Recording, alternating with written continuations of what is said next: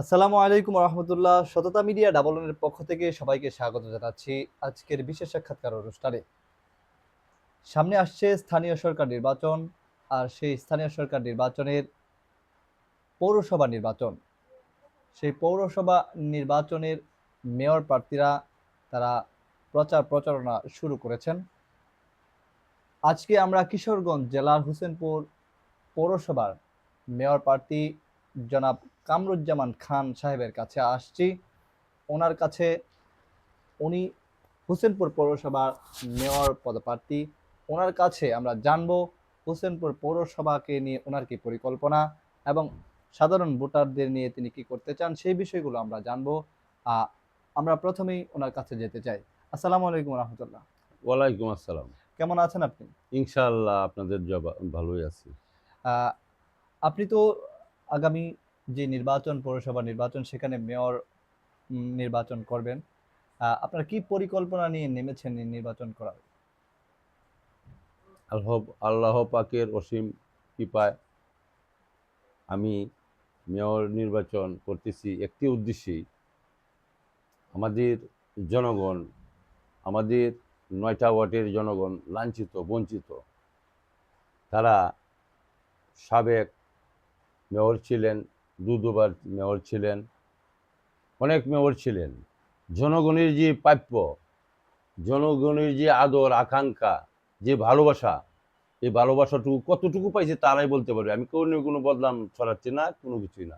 তারা কতটুকু ভালোবাসা পেয়েছে, কতটুকু ভালোবাসা আমাদের সাবেক মেয়ররা দিতে পেরেছে, তাদের ব্যক্তিগত বিষয়। আমার বিষয়টা থাকবে একটু ভিন্ন। আমি খোঁজ খবর নিব ওয়ার্ড লেভেল থেকে তাদের নিজ বাসভবন পর্যন্ত আমি যাব। কি রুগী, একটি একটি বাড়ি থেকে একটি রুগী অসুস্থ থাকলে তাকে দেখভাল করব, যতটুকু পারি হেল্প করব, সাহায্য করব, অর্থনৈতিকভাবে একটু সাপোর্ট দেব। টাকা পয়সা দিলে যে সাপোর্ট তা না, তাকে অর্থনৈতিকভাবে তার মনটা উৎসল, মনে করুন যে তার মনটাকে পাতলা করে দিব, তার মনটাকেই ভাবে কিভাবে কিভাবে কি করবে, বুদ্ধি পরামর্শ দিব, পরামর্শ চাইলে পরামর্শ দিব, নয়তো বা তাকে হেল্প করব। এটাই আমার ইচ্ছা, পরিকল্পনা। পরিকল্পনা। অসংখ্য ধন্যবাদ। আমরা দেখেছি যে এই পৌরসভাতে আহ, যদি বৃষ্টি হয়, হালকা বৃষ্টি হলে বিভিন্ন জায়গায় পানি জমে যায়। আমি আপনার এই বাড়ি আসার সময় রাস্তা দেখে আসছি, বেশ ভাঙাচোরা অবস্থা। সেই সকল বিষয়গুলো নিয়ে আপনি কি ভাবছেন? সে সকল বিষয় নিয়ে আমি অলরেডি আমাদের এমপি মহোদয়কে জানিয়েছি, এসিলেন্ট এবং টিউনু সাহেবকে জানিয়েছি। আমাদের ৪ নং আড়াইবাড়িয়া ওয়ার্ড, এখান থেকে আমি নির্বাচন করব। এই রুট এই যে মসজিদের কাছে মুসল্লিরা নামাজ পড়তে পারতেছে না, খুবই নাজুক অবস্থা। আমরা মোটরসাইকেল নিয়ে আসতে পারতেছি না, গাড়ি নিয়ে আসতে পারতেছি না। ঈদের ঈদের মাধ্যমে রাস্তাটা ডুবে যায়, আমরা নামাজ কিভাবে পড়ব, এই চিন্তা ভাবনা নিয়ে আমরা দুশ্চিন্তায় আমাদের আছি। বৃষ্টি, এই রাস্তাটা অতি তাড়াতাড়ি আমাদের টিউনু মহোদয়ের কাছে আবেদন আমার, যাতে কিছু কংক্রিট কিংবা কিছু আদলা পেলে আমরা চলাচল করার মতন কোনো ব্যবস্থা করে দিবেন। আপনি যে মেয়র হন, পরবর্তীতে আপনি নিজে রাস্তা করার প্রতিশ্রুতি দিবেন কিনা? হ্যাঁ, আমি মেয়র হইলে এই রাস্তাগুলি ড্রেন হবে, মাঝে দিয়ে ড্রেন হবে, দুই সাইডে দিয়ে ডাল হবে, পানি নিষ্কাশন হবে, ড্রেন দিয়ে করে নদীর মাঝে গিয়ে রাস্তাটা রাখবে, নতুন বাজার পর্যন্ত যাবে, বিলপাড় থেকে নতুন বাজার পর্যন্ত আমরা কার্পেটিং করব, রাস্তা করব বড় করে, এবং এটা নিচে যে থাকবে আপনার ড্রেন। অসংখ্য ধন্যবাদ। আমরা দেখেছি যে পিছিয়ে পড়া মানুষ আপনার বাসায় আসছেন, অনেকে আসছেন। তাদের নিয়ে আপনি কি ভাবছেন? আসলেই তো এটা একটা মহৎ কাজ, জনগণের সেবা। নির্বাচনের মুখে নাম নিলেই সেবা দিতে হয়। আজ থেকে ১০ বছর ধরিয়া সেবা দিয়ে চলেছি, যে সেবা দিব। আন্দোলন করেছি, সংগ্রাম করেছি, মামলা খেয়েছি, পিছপা হয় নাই। এই বাসায় থাকতে পারি নাই, দোকানে থাকতে পারি নাই। কোটি টাকার ব্যবসা নেমে আসছে ৫ লক্ষ টাকায়।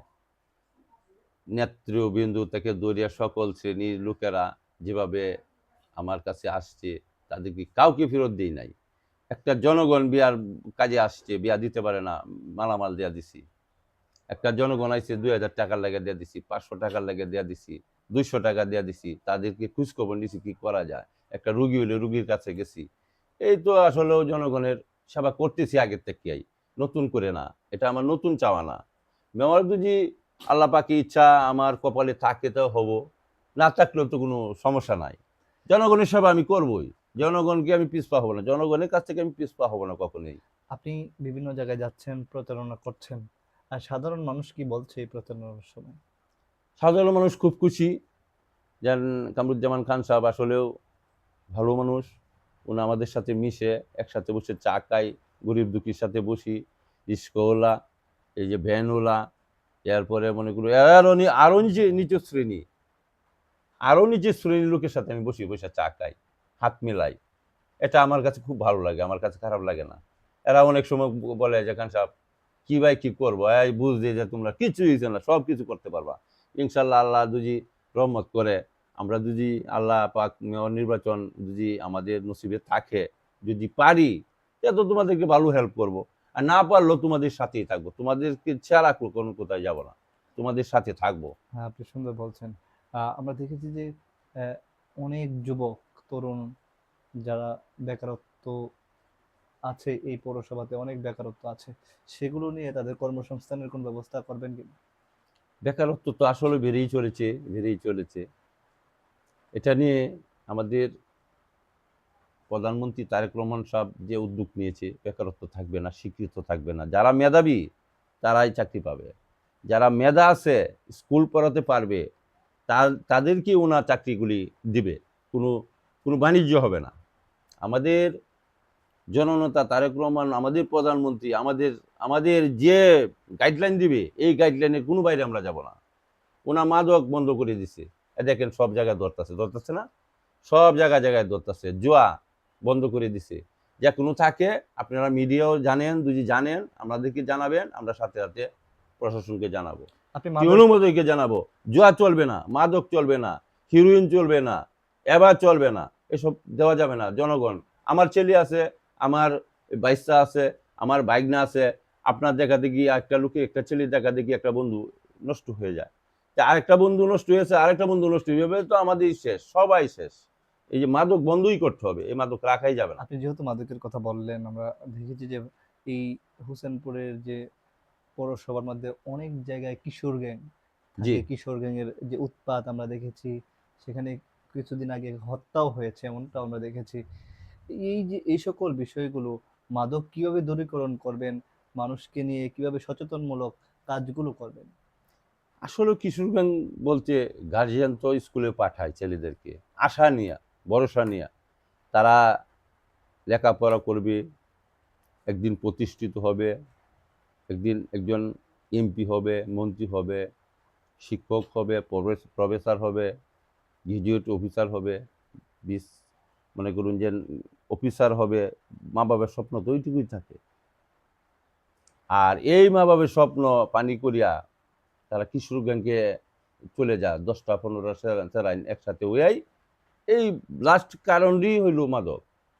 এই মাদকের মধ্যে হয়েই ফলে মানে মাতারা আর কাজ করে না। তখন তারা চেন টান মারে, ঘুড়ি টান মারে, আপনাকে ঠেক দেয়। এটার কারণ কি? কারণটা হইলো এটা গডফাদার কে? গডফাদার তো মনে করুন যে সে ব্যবসা করতেছে, তাকে ধরতে হবে আগে। ব্যবসার মূলধন চিনিয়ে নিতে হবে যে তোমার এই কোনো মাল নাই, সে কইতে খাবে। মূলত ধরতে হবে যে বিক্রি করে, তাকে উৎপাত চিহ্নিত করতে করতে হবে। উৎ- আমরা চিহ্নিত করব, আপনারা হেল্প করবেন, জনগণ হেল্প করবেন। এটা ভয়ে বসে থাকার কথা না। আপনি ভয় পাইলে কিছু হবে না। এই জনগণের চেষ্টা পারে না এমন কোনো জিনিস নাই। জনগণের চেষ্টা করে পারে না এমন কোনো জিনিস নাই। কে কে বেছে? আপনার এলাকা আপনি দেখবেন, আমার এলাকা আমি দেখবেন, বিভিন্ন এলাকাতে যদি আমরা একটা পরিচালনা করি, আমরা নেতৃবৃন্দ, এটা কেউ চাইতে পারবে? ছাঁকিয়ে ধরে নিয়ে আসতে পারবো? এটা আমি পারবো? প্রশাসন করবে। প্রশাসন করতে আমরা বলতে পারবো? বলবো? আমরা তো বলতে পারি না, জানি না বলবো কার কাছে। নির্দিষ্ট একটা নাম জানি না, এটা হুতা কে, কে এজেন্ট, কে কি, আমরা তো বুঝতে পারতেছি না। আমরা কি, আপনারা বলেন, মিডিয়া বলেন, লেখালেখি করেন, আমরা ধরি, আমরা তারা জিজ্ঞাসা করি, আমরা ফলো করি, তাহলে যে তারা ধরে, তারা মানে ধরাইবো কি করে? ধন্যবাদ আপনাকে। আমরা দেখেছি যে পিছিয়ে পড়া মানুষ একটু পিছিয়ে পড়া মানুষদের জন্য কিন্তু সরকার কিছু ভাতা দিয়ে থাকে। সেগুলোর অসঙ্গতি কিন্তু বিভিন্ন জায়গায় বিভিন্ন সময় শোনা যায়। বিভিন্ন জনে যারা মেয়র হয় তাদের পকেটে চলে যায়, এমনও অভিযোগ আছে। আপনি যদি মেয়র হন, সেই যে সরকারি যে ভাতাগুলো যারা যাদের প্রাপ্য তাদের কাছে কিভাবে নিশ্চিত করবেন? ভাই, এটা তো আসলে দুঃখের একটা কথা বলছেন। আসলেই এই জিনিসগুলি তো আইয়ে জনগণের একটা বাতা আসে, বিজিএমই কার্ড আসে, এটা তো জনগণের হক, এটা তো আমার হক না, আপনার হক না। এই কার্ডগুলি যারা যারা বিক্রি করে, তারা কি মানুষ? মানুষের কাতারে পড়ে? মানুষের কাতারে পড়ে তারা এইভাবেই যাবে দিন। তারা কিছুই করতে পারবে না, অভিশাপ নেবে। জনগণের জিনিস জনগণকে পোষায় দেওয়া দরকার, বাড়ি বাড়ি গিয়া। আপনার বাড়ির মধ্যে 5টা গরিব আছে, 20টা ধনী আছে, ধনী কি একজন দিবেন? 5টা গরিব রে 2টা করে কাট দেন, 3টা করে কাট দেন, সে নিয়োগ। একটা ধনী লোকরে দিয়ে আপনি ভোট কামাই লাগবো, এটা তুই মুখ্য উদ্দেশ্য না। উদ্দেশ্য হলো গরিব বাঁচাতে হবে। গরিব ঈদের দিন যাতে দুমুঠ খাইতে পারে, দুবেলা খাইতে পারে, এই ব্যবস্থাটা করে দেবেন। আপনি কি করবেন যদি আমি মেয়র হন? ওইটাই করবো, আমি ঘরে ঘরে পৌঁছে দেবো। আমার হাতে কোনো দায়িত্ব আসলে আমি ঘরে ঘরে দেখে দেখে পৌঁছে দেবো, গরিবের হাতে পৌঁছে দেবো। মধ্যবর্তী ফ্যামিলি আছে, তার কোনো আয় নাই, সে ঈদের বাজার করতে পারতেছে না, তাকে 2টা না জায়গায় 4টা কার্ড দেবো, যে তাকে বাজার করার ব্যবস্থা করে 2টা কার্ড দিব, তার কিছু টাকা আমি আমার হাত থেকে ডোনেশন দিব। সরকার কি সব কিছু দিতে পারবে? আমরা সচেতন হতে হবে। আমরা যারা মধ্যবিত্ত ফ্যামিলি আছি, যারা ব্যবসা করি, যারা কিছু করি, তারাও আমরা একটু হেল্প করব। সরকার কি সব হেল্প করে পারবে? আমরা করব। জি। এই উদ্দেশ্য আমার আছে, ইচ্ছা আমার আছে, আমি হেল্প করব। সাধারণ মানুষ আপনাদের প্রতি, যারা মেয়র হন তাদের প্রতি বেশ আস্থাশীল হয়। তারা অনেক আশা আকাঙ্ক্ষা নিয়েই তো এই মেয়র নির্বাচিত করেন। আপনি যদি মেয়র নির্বাচিত হন, আহ, সাধারণ মানুষ আপনার কাছে কিরকম ভাবে আসতে পারবে? আপনাকে কি কোথায় পাবে? কোনো নির্দিষ্ট জায়গা করবেন, না আপনি কোথাও চলে যাবেন? সুন্দর একটা প্রশ্ন করছেন। আমরা ঢাকা, ময়মনসিংহ, কিশোরগঞ্জ বাড়ি গাড়ি করিয়া ওই থেকে বুক বিলাসে থাকবো না। আমরা এই নিজ বাসভবনেই থাকবো। খান ফার্নিচার, আমার একটা ফার্নিচারের দোকান আছে, এখানে বসবো। অগ্রণী ব্যাংকের সামনেই একটা উপজেলার সামনে আছে, ওইখানে বসবো। এখানে আমার চেম্বার অফিস, এখানে বসবো। অগ্রণী ব্যাংকের সামনে বসবো, নতুন বাজার বসবো, আমার নিজ বাসভবনে আমার বাড়িতে বসবো। এখান দিয়ে তারা বসার জন্য একটা আরেকটা বড়, আমার বাড়ি কিন্তু অনেক বড়, ওই জায়গায় বাউন্ডারির ভিতরে আমি আরেকটা প্লেট করে দিব। এই প্লেটের মধ্যে জনগণ এসে বসবে, তার দুঃখ বেদনা বলবে। সকালে আসলে হয়তো বা তো আমার অফিসে ফেলতো না, 8টার থেকে 7টার থেকে 10টা পর্যন্ত আমার বাসায় পাবো। 10টার পরে থেকে অফিসের পরে থেকে আবার অফিসের পরে আবার আমার চেম্বারের পর থেকে রাত 12টার সময় আবার বাসা। তারা আমার সাথে যে কোনো সময় যে কোনো কথা বলতে পারবে। এই ব্যাপারে আমার কোনো কোনো খারাপ ইচ্ছা নাই। তারা কথা বলবে, আমি কথা শুনবো, যার যে কাজ করার কাজ করব। ঘুষ, এই যে মনে করি দুর্নীতির কোনো কাজ নিয়ে আমার কাছে আসতে পারবে না। স্বচ্ছ কাজ নিয়ে আসবে, আমি স্বচ্ছ কাজ করব। জমি জমা নিয়ে কোনো সমস্যা থাকলে দলিল দেখবো, কাগজ দেখবো, 5 জন লিয়ে ডাকবো, যারটা রাইট এটাই ঠিক। দুলুমুড়ি চলবে না, একবারে নিট অ্যান্ড ক্লিন হইতে হবে। তার মানে আমরা দেখি যে অনেক সময় যারা প্রতিনিধি নির্বাচিত হন তারা কিন্তু অনেক সময় অহংকারিত হয়ে যায়, সেরকম ভাবে গরিবদেরকে দেখে না। আপনি বলছেন যে সাধারণ মানুষের সঙ্গে মিশে পড়বেন। আমার এই কিভাবে? ইচ্ছা নাই ভাই। আমাদের আর এই বাসা বাড়ি, জমি, বাড়ি, ফ্ল্যাট কেনার কোনো ইচ্ছা নাই। এটা আল্লাহ দিয়ে গেছে, আমার বাপদাদারই আছে। আমাদের ফ্যামিলিটা ইন্ডাস্ট্রিজ ফ্যামিলি। আশু খান আমার চাচা, দৌলত খান আমার আব্বা, এরপরে আছেন মনিরুদ্দিন খান। আমাদের ফ্যামিলির মধ্যে প্রায় 500 থেকে 700 ফুট, সবাই প্রতিষ্ঠিত। কোনো একটা কেউ বলতে পারবে না 10টা টাকা কেউর কাছে কোনোদিন আমরা চাইছি। আমরা দিছি, চাইছি না। তবে আমরা এমন ধরনের কোনো ইচ্ছে নাই যে অবৈধভাবে কিছু করিয়া করে যেন সেরকম একটা কিছু করব না। আমরা এমনিতে যেটা আছে আল্লাহ ওই আরো থাকবো। আমাদের যা আছে, আমাদের আল্লাহ পাকে আমাদের ব্যবসা আমরা করতে পারি নাই। আমরা কোনো কিছু করতে পারি না। আমার বাপের জায়গাতে চাচারা যা দেখেছে তা বুক করে খালি আমরা সালাম দিব মানুষে। আর জনগণের সেবা নিতে চাই, জনগণকে ভালোবাসি থেকে জনগণের সেবা নিতে চাই। মেয়রের টিয়া কামাইতাম চাই না, জনগণের সেবা নিতে চাই। জনগণের সেবাটা নিতে চাই, জনগণের দেখুক একবার সেবা কতটুকু আমি দিই। আমি সেবা সেবা করতে চাই, জনগণকে সেবা করতে চাই। আপনার স্বাস্থ্য খাত নিয়ে আপনার কি পরিকল্পনা? স্বাস্থ্যখাত নিয়ে আসলেও আমাদের হোসেনপুর যে সরকারি হাসপাতাল আছে, ভালো কাজই হচ্ছে, ডেলিভারি হচ্ছে, সাধারণ রোগীর যে কোনো কাজ হচ্ছে, স্যালাইন দিচ্ছে, যে সরকারি অনুদান আছে, বড়ি থেকে ধরে ট্যাবলেট থেকে ধরে যা দেওয়ার দিচ্ছে। কিন্তু কেন কিছুটা উনি উনি আছে, অনেক নার্স জনগণের, এই যে গরিব জনগণকে স্লিপ ধরায় দেয়া, যেন আমরা এটা নিয়ে আসেন বাড়িতে, কিন্তু এটা আছে, স্টোর রুমে আছে। এটা দেখার জন্য, দেখভাল করার জন্য জিকু সাহেবকে আমি আমার ব্যক্তিগত পক্ষ থেকে রিকোয়েস্ট করতেছি, যাতে স্লিপ না ধরায় দেয়, গরিব একটি লোকে কে স্লিপ না ধরায় দেয়। ওনার যা আছে, ফান্ড যা আছে, এই ফান্ডগুলি দিবে। সাধারণ এর মানুষদের পরবর্তীতে নাই, তখন সেটা আনবে। আসলেই যদি স্লিপ ধরায় দেয়, এটা নিয়ে আসেন গা, হবে না। একটা একটা অপারেশন করবে, এই যে এটা সেটা সবই আছে, যন্ত্রপাতি সব কিনায় আনে। এটা তো কিনায় আনলে হবে না, এটা তো আছে, এটাই দিতে হবে, এটা দিয়ে করতে হবে।